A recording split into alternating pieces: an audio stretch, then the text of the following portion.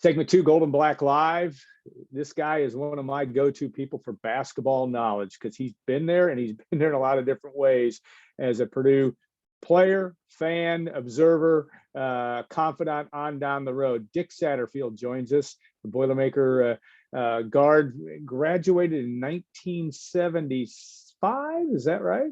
And played a big role and a great story about Purdue's NIT championship team in 1974. But most of all, Dick really, he gets basketball and understands the machinations of what it takes. And last night, the Boilermakers got off to a great start, had to fend off a tough Iowa team, tough Iowa run, I should say, and got a huge win. And it's hard to minimize those road victories, Dick. No, it really is hard. And that was a very big win, and a win that they should and had to have if they're going to win the Big Ten championship this year. Yeah, you look at the schedule, and it doesn't get easy. And just Michigan just got added to the Michigan game, just got added now till February 10th. You think about the gauntlet that Purdue has to run, and yet every team that's going to contend for the league title this year is going to run to that. Ohio State on Sunday, then you come back and go to Minnesota, Michigan at home, Illinois at home, then you go to Michigan. I mean, this is an important stretch of days. But what do you think, from a team dynamic standpoint, that this, what is this going to tell us here in the next couple of weeks as Purdue looks ahead to March? I really like this team. I think this might be the best team that Matt's ever had. Now, we can argue whether the team with Hummel and Johnson and Moore was better. We can certainly make an argument with Vince Edwards and Carson Edwards and Haas and Dakota and PJ.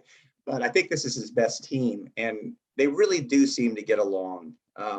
It's got to be hard. Matt calls it time sharing all the time, but that's what they do. And they all seem to accept it. Last night, the kids that played probably the best for them were Thompson, Hunter, and Morton. Obviously, Jaden and Williams played very well. But, Jaden only played 21 minutes last night. Yeah. And for us to step up and win that game. But every kid's going to be important. I know Newman didn't play last night, but he's going to be important to us going forward the rest of the year. Well, Matt Painter well and been around the program for a long time. Coaches have ways of doing things. We've talked, I think, about every week on this show about the 10-man rotation. And yes, Brandon Newman was the odd person out last night, not getting in. But you saw everybody that came in and really contributed. Yet, you would think as you get closer to March that bench may gets more defined, and you have to believe that's the way Matt Painter is going to continue to play. He's going to play the guys that are getting it done. I don't think I've followed Matt for a number of years. We're so lucky to have him, but I don't ever recall him playing a 10-man rotation in games that really counts. And we're kind of playing an 8.5-man rotation right now. Yeah, no question. And those guys, it's a production game, obviously, and when you do that, you're going to get time. All right, you played guard at Purdue, and you can certainly take a hard look at Purdue's backcourt. Isaiah Thompson, as you mentioned, huge game last night, 18 points and career best. But I thought also Eric Hunter really came in this first half, and Purdue got its lead out, made a couple big plays, made a big three. Just talk about their roles, and you can relate to that as a player yourself, being a guy that's expected to play a role in a very good team, and that is a challenge, especially when you're there to whether some days to make shots, some days just to run the offense and make sure you get the ball to the right place. Yeah, the luxury this team has and those guards have is they don't have to score for this team to really be good. Now, to be clear, they did score last night, but I thought what they did best last night was handle the press and attack the press, and they did a really good job. They didn't let Bohannon get off. Yeah. So they played good defense. So for me, if they handle the ball, they play good defense, and they get the ball in the hands of the right guys. But the nice thing for us is when we bog down a little bit, we can just give it to number 23, and he can take over.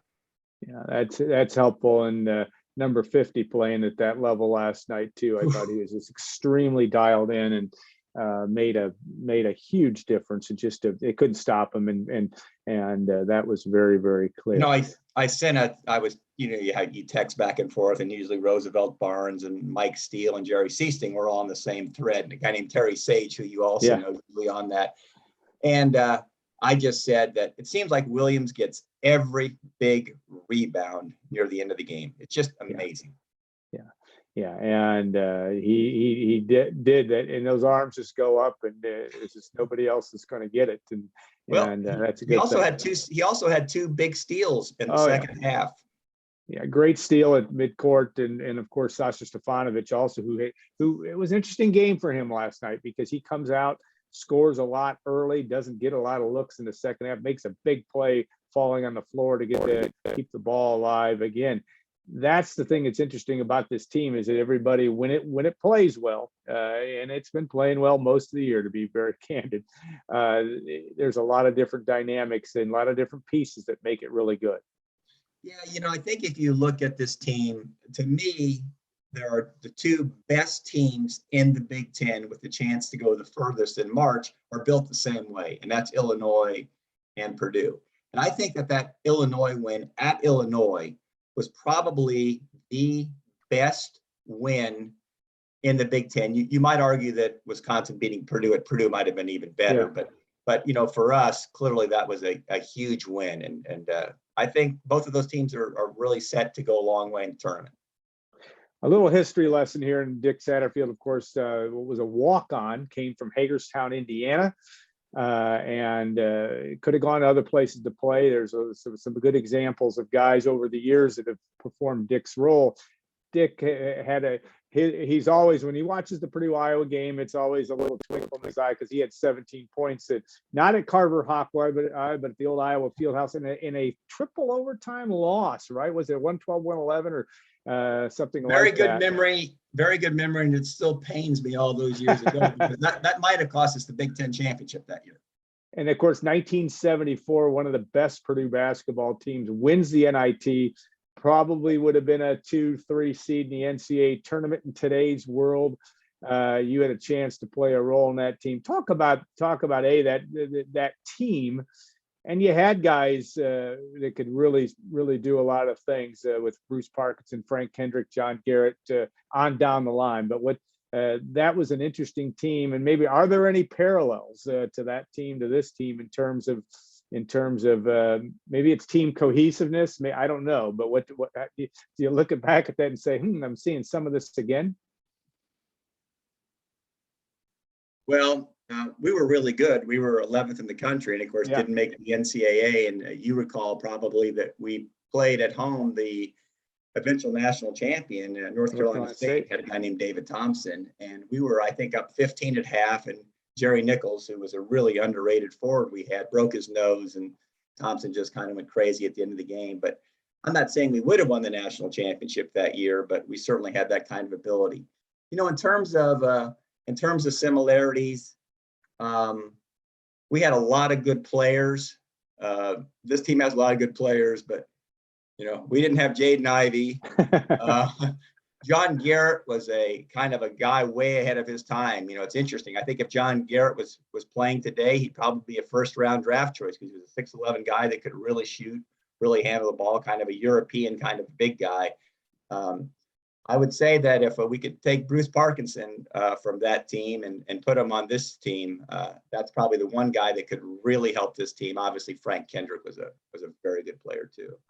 Yeah, a lot of fun to watch. And Mackey Arena's reputation wasn't built in the last 10 years, folks.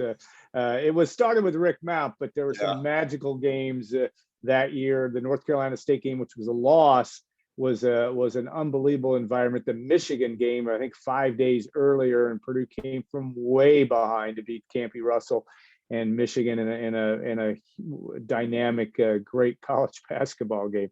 Those for us oldsters, those were formative days watching Purdue basketball in Mackey Arena. Now, your walk-on experience is an interesting one because it's a certain type of person that does that. And we're going to switch to football a little bit, just because Purdue's most famous walk-on prior or after Dick Satterfield, that is a guy named Aiden O'Connell, and the job he's done and worked his way now to an all Big Ten level quarterback. But that dynamic of trying to prove yourself, what was that like for you? How did that serve you professionally, but just down the road? And Aiden O'Connell seems to have all those attributes of a guy that's humble, gets it done, and just plays. Well, to be clear, Aiden O'Donnell's about 100 times better than I ever was. But, I was recruited to play golf or basketball. And, I got to Purdue and clearly wasn't going to be able to do both. And, it was a big advantage. I was a preferred walk-on. They just didn't have enough scholarships. Yeah. And so I never was worried about making the team or anything. And I had some real breaks. Some guys got hurt. A guy named Brad McNulty got hurt. Yeah.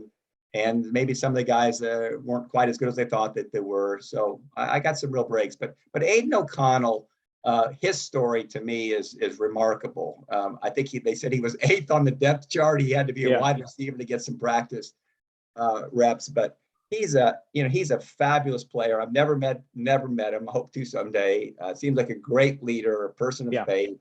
And geez, I mean, I'm not saying he's going to win the Heisman, but he's going to be in the talk for the Heisman. And I'm so glad that he came back. And I hope he has a wonderful senior year. But he's a real leader. And you know what? The one thing I learned is if you just keep your head down and follow the process, sometimes it works. And it certainly did for him. Yeah, no question. And he has been an amazing story. All right, you can look now in the next couple of weeks. We talked about that gauntlet of schedule. Last question for you is just men's basketball. What does this team have to do as it gets ready for March?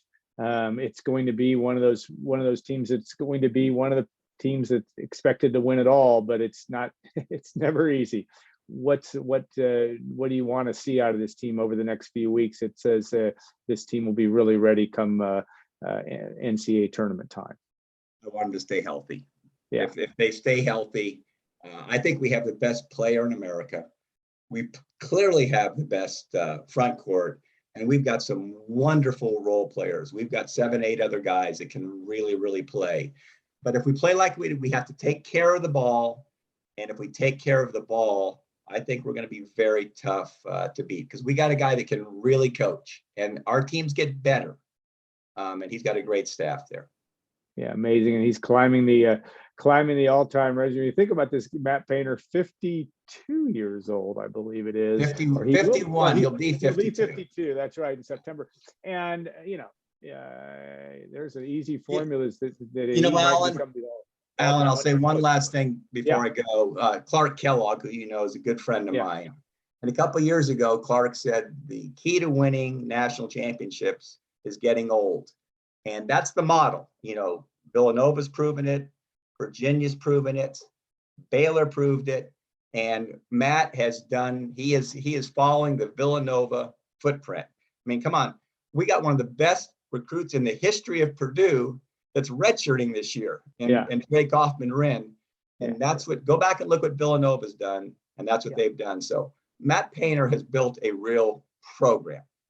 Yeah, no question. It's going to be a lot of fun to watch, and we'll be watching extremely closely here over the next few weeks. All right, Dick, thanks so much for your time. Always great analysis, and we'll look forward hopefully to seeing you. Going to be able to make your way up to Mackey before the end of the year. I'm coming up for the Michigan game, and I'm going to stay for the Illinois game. Then I'll come back for the IU game. So I've got a couple of trips planned to leave the warm weather down here. Yeah, and that Illinois game, of course, now moved to February 8th, that Tuesday, still at 9 p.m., but it'll be moved up a couple of days, a scheduling note. So, Dick, thanks so much. We'll be back for segment 3. Kevin Sullivan, media analyst and a former Purdue grad, and really has a great look at sports media, will be joining us for segment 3 of Golden Back Live. Dick, thanks again. Hit them straight when you get to the golf course today, and we'll look forward to talking to you down the road real soon. Thanks, Alan.